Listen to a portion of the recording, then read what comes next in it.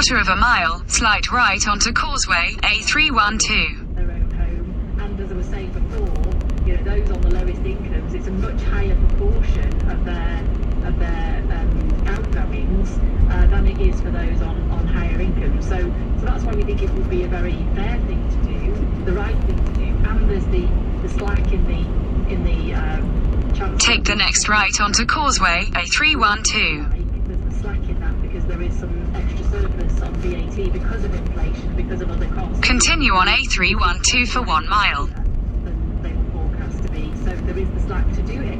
So it's not just us that's calling for it, actually. There's a lot of conservative backbenchers, conservatives in the House of Lords, business leaders and others that are calling for that too. So this is not just a Labour thing. I think the government are coming under a great deal of pressure now about this issue, and they don't seem to have any answer at all at the moment. They just think people can just carry on as they are. You said you had some other ideas too. What are they, Lucy Bell?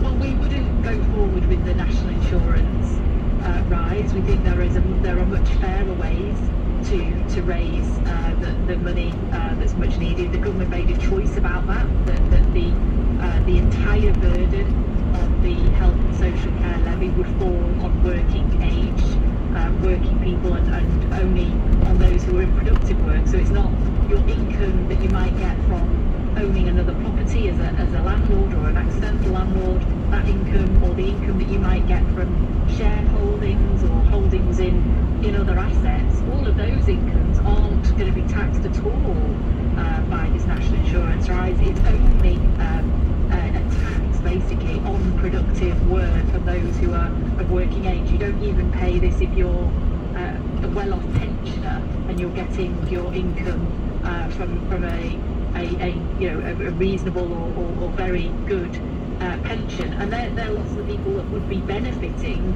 from the increased expenditure into social care. So we think there are much fairer ways, more progressive ways for us to raise that money on people's assets, as well, tax the income from assets rather than just income from work.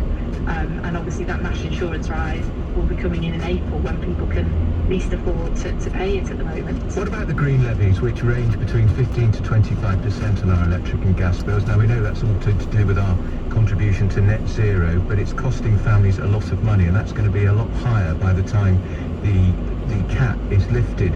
Should they be temporarily waived, or should the government pick up the bill for them instead? Well, we think they should be focusing on the issue of VAT, because that's going to create much bigger cuts for household bills than this would. There are a range of issues when it comes to the energy intensive industries, because of course there's a really big issue for them. So industries such as steel or glass production, for example, and ceramics and so on. Those high intensity energy sectors, which are really facing an even bigger hit, obviously, from these energy costs. There is a range of issues for them. I mean, they're deeply uncompetitive when it comes to their energy costs are deeply uncompetitive when the comparisons are made with other European countries, other Western countries, for example. In a quarter of a mile, at Wagoners Roundabout, take the second exit onto the Parkway, A312. There's more the government can do there as well, because of course in the end we all pay more for that through higher costs and things like glass, ceramics and other things that we use every day. We're paying higher costs when those businesses face these extra costs as well. Can I say also about the Warm Homes discount, which is I think about £140 a year, which goes to poorer families? Could that be increased, albeit if it is, other people who aren't, the energy companies will pass that on to other people in other people's bills? Well, of course, it was the Labour government that brought that in originally. I mean, I heard Boris Johnson this week at Prime Minister's Questions Time sort of heralding this Warm Homes discount as sort of an answer to this problem. But of course, it was Labour that originally brought that in. I mean, it is targeted at the most in need, but obviously, I think you're rightly pointing out that when you're looking at the increase in bills that we're going to see over the next year or so, that's actually quite a small amount. So we've not got a specific proposal on that at the moment. Exit the roundabout onto the Parkway.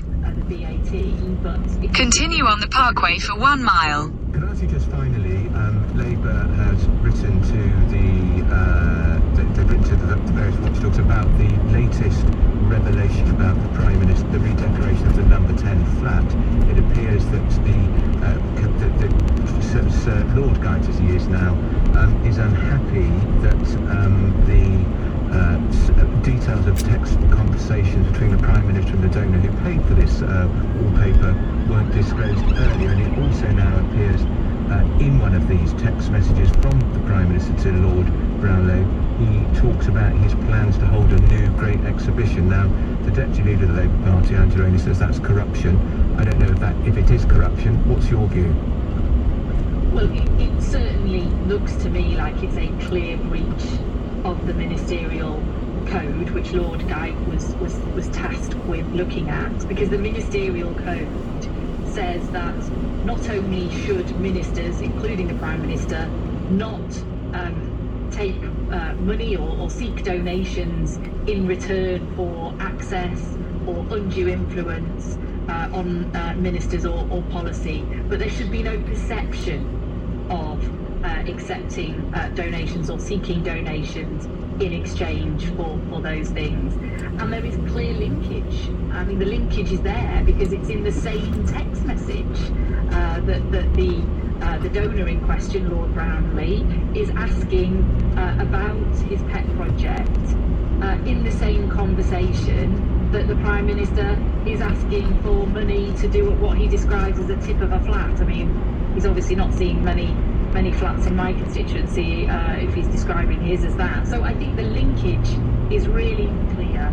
It is, to me, a very clear breach of the ministerial code, and I don't think that the inquiry that Lord Guyte has overseen is remotely satisfactory in that regard. And he himself said yesterday that had he seen these WhatsApp messages, he would have come to... In a quarter of a mile, at Cranford Parkway interchange, take the second exit onto the M4 slip road to Heathrow Airport, M25. We think he absolutely should do.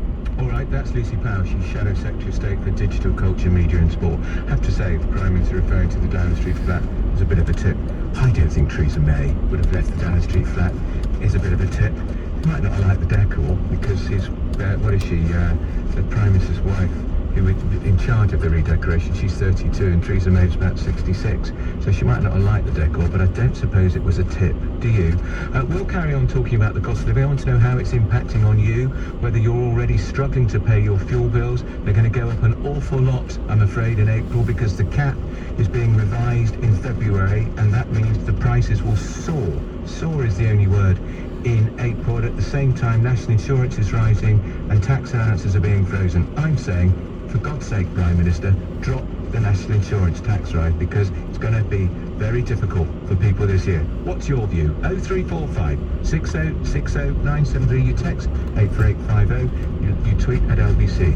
I'm Andrew Pierce. The time is now 6:32. Headlines and Media Cox. Labour MP Exit the roundabout onto the slip road. in Birmingham at the age of 70. In a quarter of a mile, merge onto will M4. be greatly missed. NHS figures have revealed the number of staff off work in England due to COVID has tripled since the start of December. Hundreds of troops are being brought in to support healthcare in London and northwest England. Barack Obama says Sidney Poitier epitomised dignity and grace while paying tribute following his death at the age of 94. The first black man to win an Academy Award for Best Actor. He was best known for his roles in Blackboard Jungle and In the Heat of the Night. LBC Business Update. With Direct Line Business Insurance. Straightforward insurance for your business. They're on it. Argos and Sainsbury's employees are to receive a pay rise following... Continue on M4 for 3 miles. It means the basic hourly pay for store workers goes up by 5.3% from £9.50 to £10 an hour. LBC weather, rain moving across the UK tonight, heavy at times, a low of -2 degrees. LBC. I'm David Lammy here on LBC. 30 teenage homicides have occurred in London in 2021. The year were all somebody's son or somebody's daughter, not statistics. Surely it must be time to reflect on how drastically things have gone wrong. This kind of senseless violence has become so frequent that it would appear as a society we've almost become immune to the children being killed on our streets. Join me, David Lammy, tomorrow from 4. Listen on your radio and on Global Player. warm summer sun, the smell of sea air, and ice cream. Ice cream with sprinkles. It feels so good. Know what else feels so good? Knowing that Pension B combined your old pensions into one simple online plan, managed by one of the world's largest money managers, for peace of mind. Be pension confident. Download the app or visit pensionb.com today. Authorised and regulated by the Financial Conduct Authority. Capital at risk. The traditional way to invest in the stock market is through middlemen and middlewomen, like fund managers or investment managers, who all take a little nibble from your cake in commission. Free Trade gives you commission-free access to the world's biggest shares and stock market indexes. So, more cake. Open an account at freetrade.io/radio with as little as £1 and get a free share worth up to £200. Cut out the middle people with Free Trade. When you invest, your capital is at risk, and the value of your investments can go down as well as up. Always do your research on what investments are right for you before investing. Terms and eligibility criteria apply. Other charges may apply. Sometimes there's nothing quite like a McDelivery. Getting an extra cold milkshake straight to your door on an extra hot day, a Big Mac on a big night in, or a quarter pounder with cheese without missing any of the footy. There's nothing quite like munching McNuggets without heading out in the rain, or enjoying fries at home on a Friday. There's nothing quite like a McDelivery. Order now on the McDonald's app or via Uber Eats and Just Eat. Participating restaurants only. Serving times and delivery fees apply. Service charge may apply. See the McDonald's app, Uber Eats or Just Eat for full details. Hi there, small business owner. Your tiny QuickBooks team here. Self-assessment season is upon us. We make it so quick and easy. You might even enjoy it. Persist. Let's get it all sorted before the 31st of January. For available tax products, visit quickbooks.co.uk.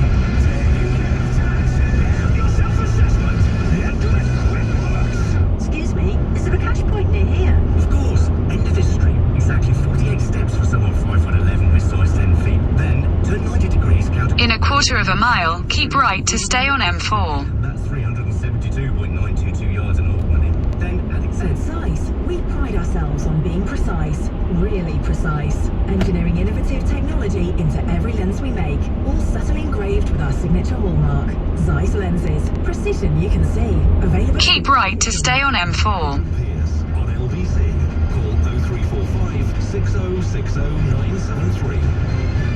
So we're talking about the cost of living crisis, how it may be affecting you, and I want to know if already you're having to juggle the problems to do with your fuel bills, because they've been rising consistently, haven't they?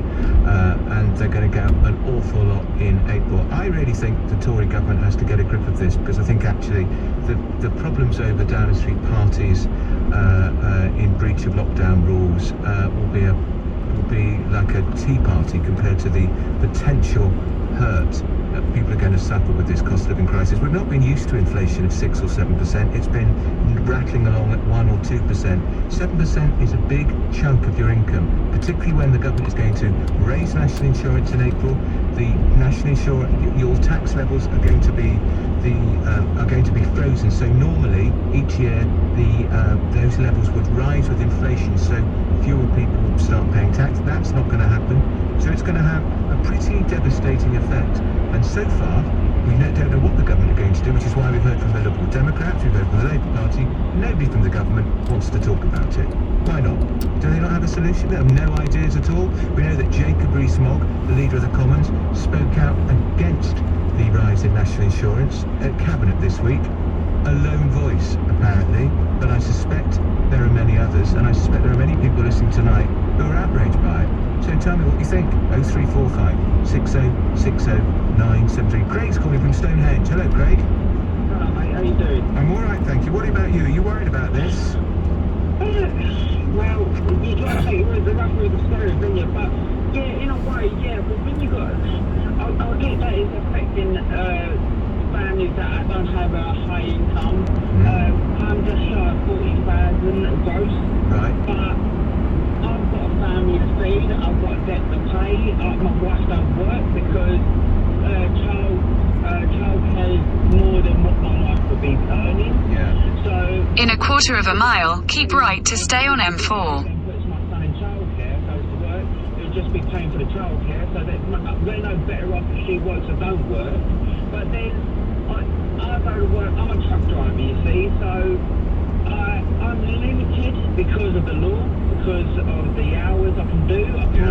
Keep right to stay on M4. 80 hours a week to make some money. I'm very restricted. I can only work so many days, so many hours in a day, you know. But then Continue on M4 for 4 miles. Put on the electric meter, and that'll be 50 quid that maybe last about 6 days. Because I live in a flat that it's a mortgage flat. That's about £740 a month. Yeah. And my average bill's about £2,700 a month, I'd say. Then imagine you know, that's everything now. Everything I've got to pay for. But imagine the tax going up. You don't get that tax allowance because it's getting frozen. It is. So then my tax will go up. I'll earn less money. Then the fuel tax, the fuel for cars and that is going to go up. My electricity bills are going to go up. What should the government do, Craig, to help you out? What should they do?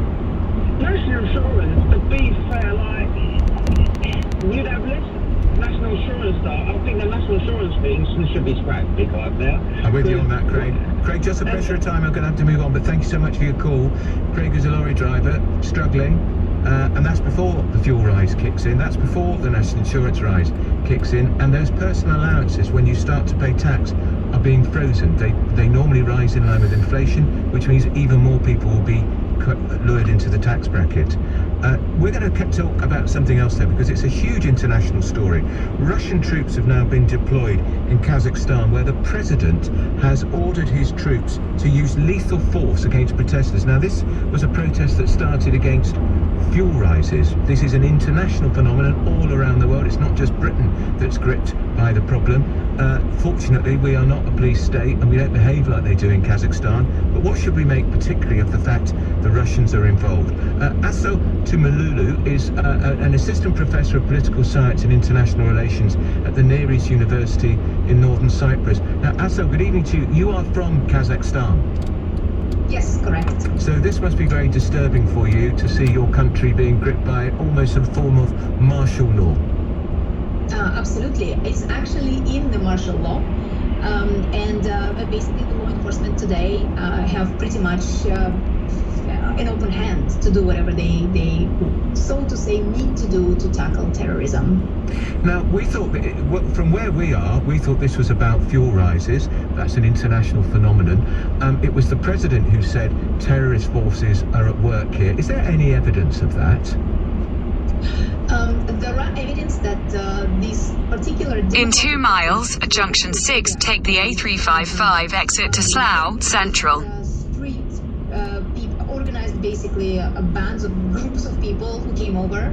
Some of them were actually armed, who were involved in all kinds of violence, looting, and all kinds of basically insecurities. So in that sense, they were terrorizing the protesters and they were terrorizing the people.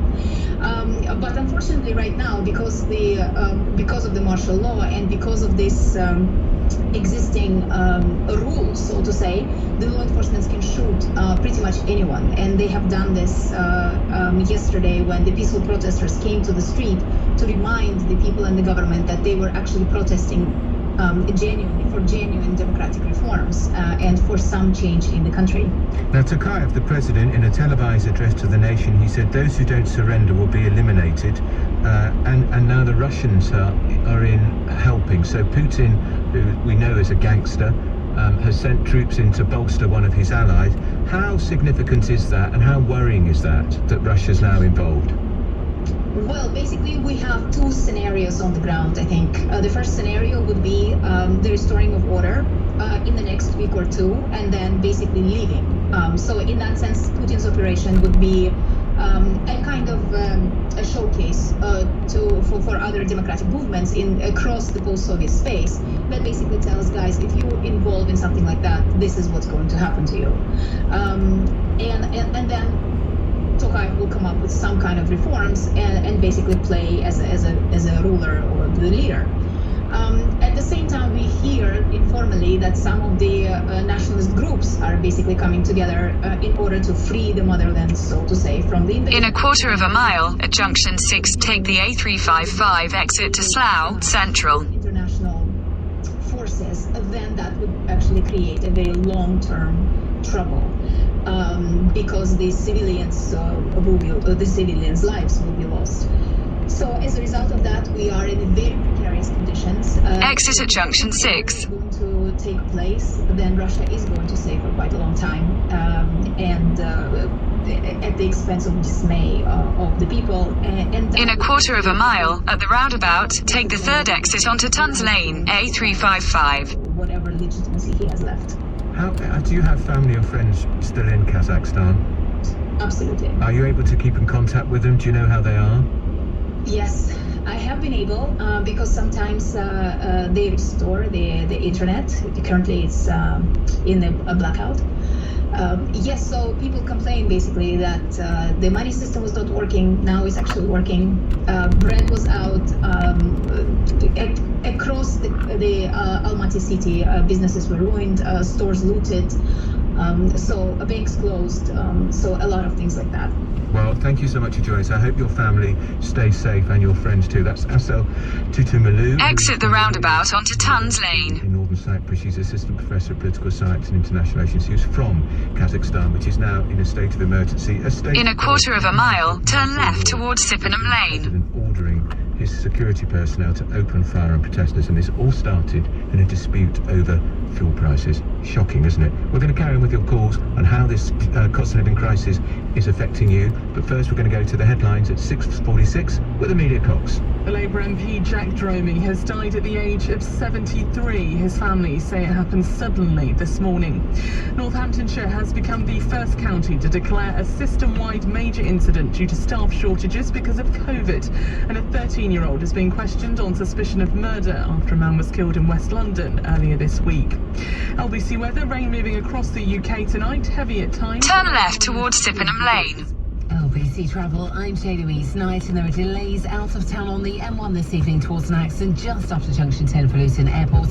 2 lanes are currently closed. The anti-clockwise M25 is starting. Continue for 1.5 miles. That's following the earlier accident, which has now gone. The A2 Old Kent Road in Peckham's heavy towards an accident at Hillbeck close. If you're heading into town on the A13, expect delays towards Beckton roundabout. 1 lane's blocked with a broken down vehicle, and Dean's Lane in Edgware is blocked with an accident near Westway. Onto the trains, Southern is still not running from Victoria to Ballon. That's due to the ongoing staff shortages, and the Gatwick Express is also suspended, and South Eastern have delays from Lewisham to Charlton. This is LBC. 500,000 businesses connect using Zoom. A single platform for video, phone, chat and conference rooms, Zoom enables real-time collaboration, no matter where your teams are. Global enterprises trust the easy-to-use, reliable and secure Zoom platform to power high-performance teams. Empower your workforce with Zoom. Save 15% on meetings, chat and phone with a Zoom United bundle. Visit zoom.com/bundle. Zoom, how the world connects. Every day at Greyhound Cars HQ, this is what we hear.